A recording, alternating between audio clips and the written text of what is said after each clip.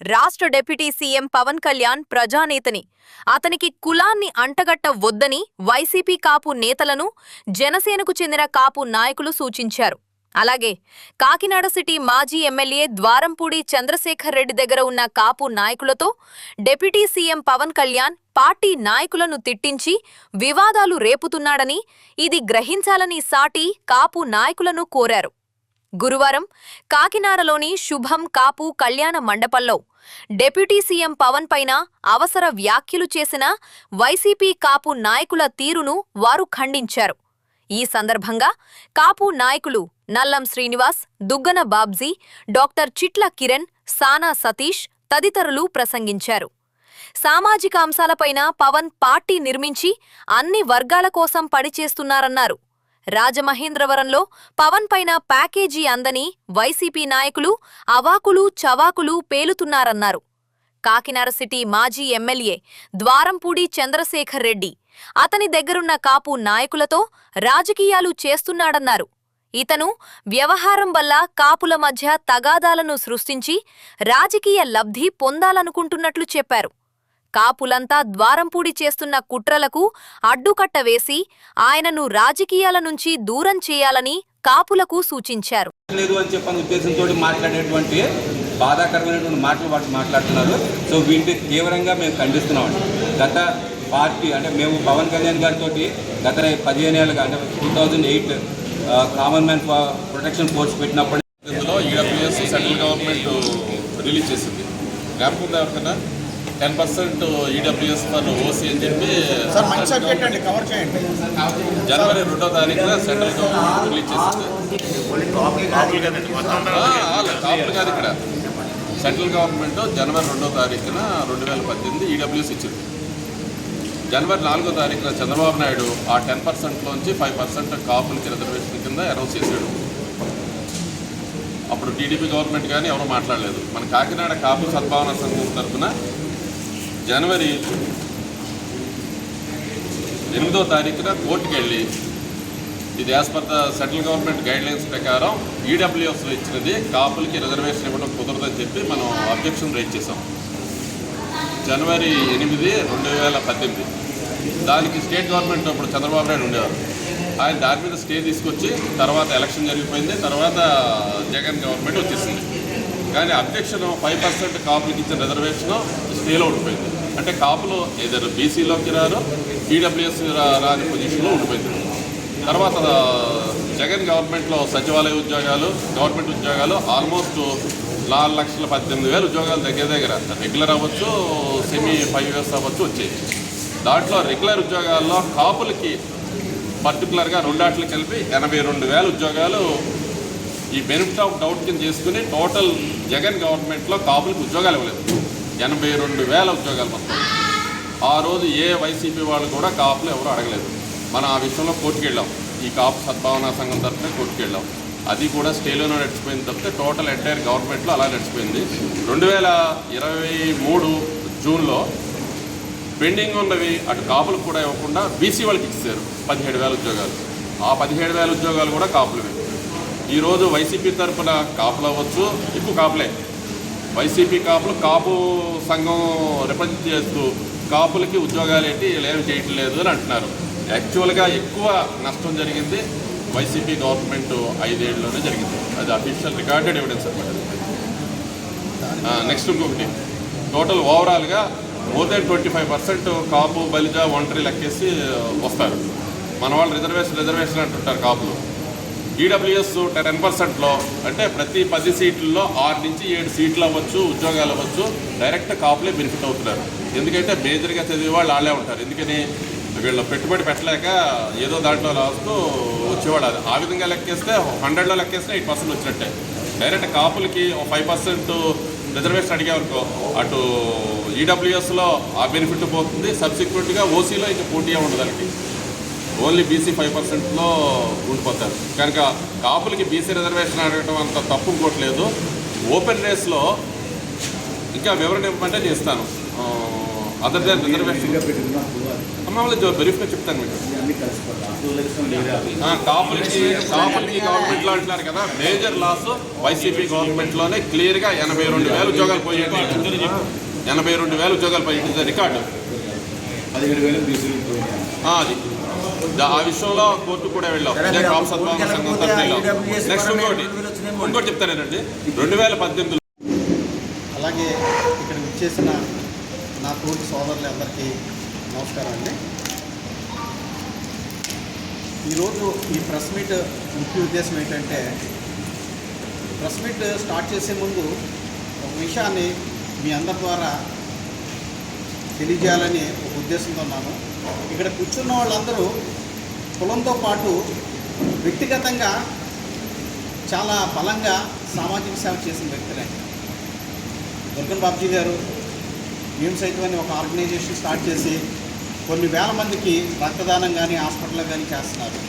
అలాగే డాక్టర్ కిరణ్ గారు సామాజికవేత్త, కొన్ని వందల మందికి తన ద్వారా ఉచితంగా కావచ్చు, లేదంటే వేరే రకంగా కావచ్చు, జనానికి ఉపయోగపడే కార్యక్రమాలు చేస్తున్నారు.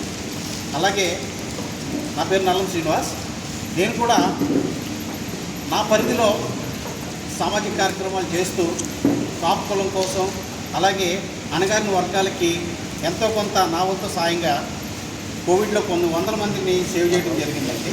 అంటే ఈ విషయాన్ని నేను ముఖ్యంగా ఎందుకు చెప్పదలుచుకున్నామంటే, ఒక క్రెడిట్బిలిటీ ఉన్న వ్యక్తులు, కులంలో ఉన్న వ్యక్తులు ప్రెస్ మీట్ పెడితే ఎలా ఉంటుంది అన్నది కాపు ప్రజలకి, ముఖ్యంగా కాపు ముసుగుతో నాయకులుగా చలామణి అవుతున్న కొంతమంది దొంగలకి సమాధానం చెప్పాలనే ఉద్దేశంతో ఈ మీటింగ్ పెట్టడం జరిగిందండి. గత ఆదివారం నాడు రాజమండ్రిలో కొంతమంది సో కాల్డ్ కాపు నాయకులు ప్రెస్ మీట్ పెట్టి పవన్ కళ్యాణ్ గారిని వాళ్ళ ఇష్టారీతంగా విమర్శిస్తూ వాళ్ళ యొక్క అక్కసుని వెళ్ళగక్కారండి. దీనికి ముఖ్య కారణం, ఆ నాయకులందరూ గతంలో వైసీపీకి పనిచేసిన వ్యక్తులని మీ అందరికీ తెలియజేయడం జరుగుతుంది. ఎందుకంటే ఆ వ్యక్తులు ఏ రోజు కులానికి ఏం చేశారు అన్నది మీ అందరికీ తెలుసు. వాళ్ళ యొక్క ఫొటోస్ కానీ ఇవన్నీ మేము ఎంక్వైరీ చేస్తే వాళ్ళు ఏ రోజు కులానికి పనిచేసిన దాఖలాలు లేవు. అట్లాగే వాళ్ళ యొక్క వ్యక్తిగత స్వలాభం కోసం కులాన్ని వాడుకున్న వ్యక్తులుగా మేము గుర్తించబడ్డాయండి. సో అలాంటి వ్యక్తులు జనసేన అధినేత శ్రీ పవన్ కళ్యాణ్ గారి మీద అవాకులు చవాకులు పేలటం అన్నది చాలా చాలా చాలా దారుణం. ఒక ముఖ్య విషయం చెప్పదలుచుకున్నానండి. జనసేన పార్టీ పెట్టింది ఒక కులానికి కుమ్మకాయాలని కాదండి, అణగారిన వర్గాలకి రాజ్యాధికారం సాధించాలని ఒకే ఒక కారణం చేత పెట్టడం జరిగింది. సో ఆ ప్రాసెస్లో పవన్ కళ్యాణ్ గారు వెళ్తుంటే కొంతమంది సోకాల్ నాయకులు తీసుకెళ్ళి ఆయన్ని కులానికి అంటగలపడం అన్నది చాలా బాధాకరం. ఇటువంటి చర్యల్ని కాపు సంఘ నాయకులుగా మేమందరం తీవ్రంగా ఖండిస్తున్నాం. ఇంకొక ముఖ్య విషయం ఏంటంటే,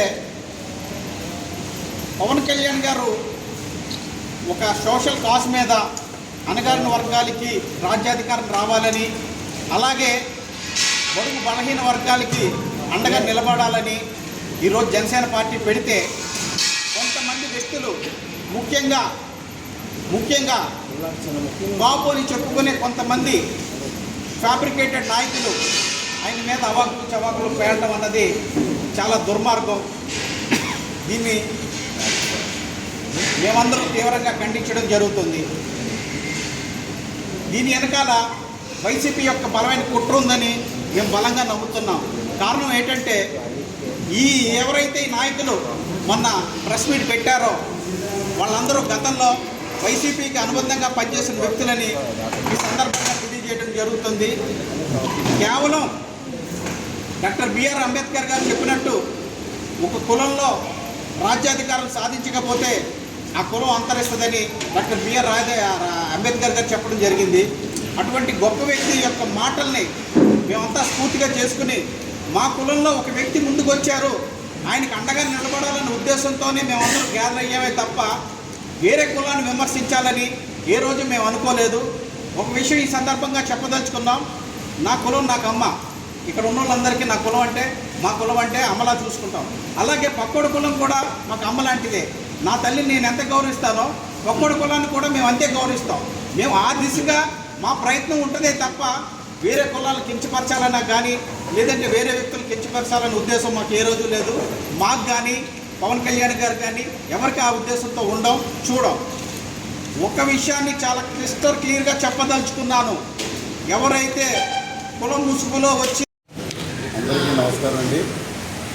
చేసిన మీడియా సోదరులందరికీ కూడా ముఖ్యంగా పేరు పేరున ధన్యవాదాలు చెప్పుకున్నాం. ముఖ్యంగా ఎలక్షన్ అయ్యాక ఫస్ట్ ఇక్కడ ప్రెస్ మీట్ బాబు కళ్యాణ్ మండపంలో పెట్టుకోవడం జరిగింది.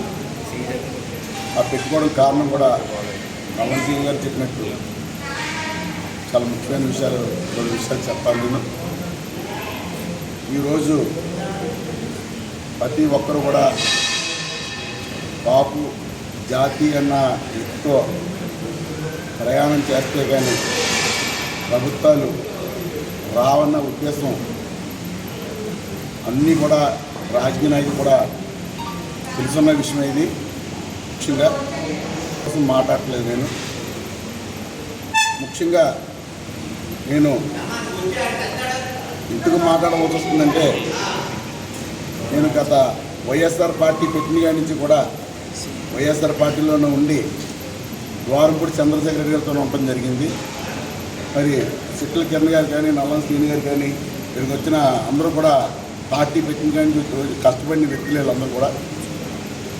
నేనేమంటానంటే, వైఎస్ఆర్ పార్టీ అంటే టీడీపీ పార్టీ జనసేన పార్టీ కలిసింది కాదు, కూటమి ప్రభుత్వం ఫామ్ అయింది. అలాగే టీడీపీ పార్టీలో కూడా పాపులు ఉంటారు, వైఎస్ఆర్ పార్టీలో పాపులు ఉంటారు, కాంగ్రెస్లో పాపులు ఉంటారు. ఏ పార్టీలో పాపులు ఉన్నా కూడా వాళ్ళ ఎమ్మెల్యేల కింద దిగ్గొచ్చి ఆ పార్టీ విధానం మీదే వెళ్ళి ఆ నాయకుడి విధానం మీదే వెళ్ళాలి, ఆ విధానమే మాట్లాడాలని చెప్పేసి మాట్లాడటం తప్ప పాపు జాతి అంతా కూడా లోపకరంగా అందరూ మేము ఒకటే ఎజెండా కింద బంధుమిత్రుల కింద మేము కలిసి ఉంటాం జరిగింది ఏదైనా సరే. కానీ ఇవాళ వైఎస్ఆర్ పార్టీ ద్వారపూడి చంద్రశేఖర్ రెడ్డికి కానీ కాకినాడలో, అలాగే జగన్మోహన్ రెడ్డి గారికి కానీ 2029లో ఖచ్చితంగా మన ప్రభుత్వం రాదని ఉద్దేశంతో ఎవరిని వాడుకోవాలని అంశంతో వాళ్ళందరూ కూర్చుని పాపులను వాడుకోవడం జరిగిందనేది కూడా స్పష్టంగా ఇప్పుడు తెలుస్తున్న విషయం. ఎందుకంటే ప్రతి ఒక్క కాపు వాళ్ళు కూడా 199 మంది కాపులు కూటమి ప్రభుత్వానికి చేయకపోతే 75,000 మెజారిటీలతో ఎమ్మెల్యేలు ఎవరు కూడా నెగ్గే పరిస్థితి కాదు. ఖచ్చితంగా కూటమి ప్రభుత్వం రావడం, పవన్ కళ్యాణ్ గారు అన్న వ్యక్తి డిప్యూటీ సీఎంగా పంచాయతీ శాఖగా ఇవాళ పరిపాలిస్తున్నాడంటే నిజంగా మన గతంలో తెలంగాణలో కేసీఆర్ గారు సీఎం అయ్యాక మరి అసూరాపేట మన బోర్డర్లో చూస్తే లారీలు తిరగబడిపోయి అసూరాపేట దాటితే నూనెస్తే ఎత్తుకుని రోడ్లు. తెలంగాణ చాలా గొప్పగా రోడ్లు చేశాడని చెప్పేసి 2వ సీఎం చేశారు అక్కడ కేసీఆర్ గారు. ఇవాళ అదే మాదిరిగా వైఎస్ఆర్ పార్టీ ప్రభుత్వంలో అంటే నేను స్టేట్ లారీ అసోసియేషన్ ప్రెసిడెంట్గా, వైస్ ప్రెసిడెంట్గా, జిల్లా ప్రెసిడెంట్గా, నేను ఒక మోటార్ ఫీల్డ్గా ఈ ప్రతి రోడ్డు ప్రతి స్టేట్లో ప్రతి ఏరియాలో చూస్తాను. కాబట్టి నేను పడిన బాధలు నరకం వైఎస్ఆర్ పార్టీలో ఉన్నా కూడా ఎన్నో లారీలు తిరగబడిపోయే పరిస్థితి రోడ్లు అంత దారుణంగా ఉండి, ఎందుకంటే లారీ తిరగబడిపోవడం అంటే మాటలు కాదు. అలాంటి ప్రభుత్వంలో నరకాలు అనుభవించి అయినా సరే వైఎస్ఆర్ పార్టీలో ఉండి మేము కొనసాగితే ఇదే ద్వారంపూడి చంద్రశేఖర్ రెడ్డి గారు మన పవన్ కళ్యాణ్ గారు వారాహి యాత్ర అన్నవరం నుంచి స్టార్ట్ చేస్తుండగా కాకినాడలో మా కాపులతో చంద్రశేఖర్ రెడ్డి గారు మాట్లాడించడం జరిగింది ఒకరోజు.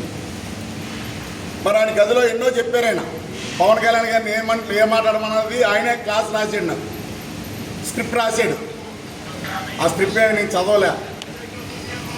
ఏదో పవన్ కళ్యాణ్ గారు పార్టీ పెట్టి 14లో పెట్టారు కాబట్టి, ఆయన 2009లో ఎమ్మెల్యే అయ్యారు కాబట్టి, మాకు కాకినాడలో మాకు మంచి నాయకుడు ఉండాలన్న ఉద్దేశంతో మేము రెడ్డి గారితో ఉన్నామని చెప్పి చెప్పడం జరిగింది తప్ప, ఈ 2019లో ఆయన నిలబడడం, 2024లో ఆయన ప్రభుత్వం ఫామ్ చేయడం, అదే 2019లో రెడ్డి గారు నెగ్గాక మమ్మల్నితోనే మా కాపులతోనే తిప్పించడం రెడ్డి గారు.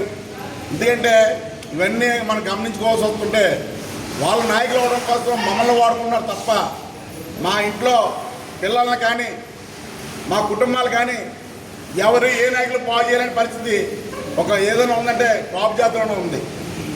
అలాగే వచ్చి వైఎస్ఆర్ పార్టీ రాకముందు మరి తునిలో ముద్రగేడి పద్మనాభం గారు కాపులు బీసీలో కలుపుతామని చెప్పేసి నినాదంతో మన మీటింగ్ ఏర్పాటు చేస్తే పిలుపు ఇవ్వకుండా అలాగే గాలితో పిలిపిస్తే కొన్ని లక్షల మంది తునిలో, అంటే ఏదో చూడు ఏదో వీడియో రిపీట్ చేస్తారు చూడు, ఆ టైప్లో జనం వచ్చి కార్యక్రమం చేస్తే ఆయన పెద్ద ఆయన నమ్ముకొని మేము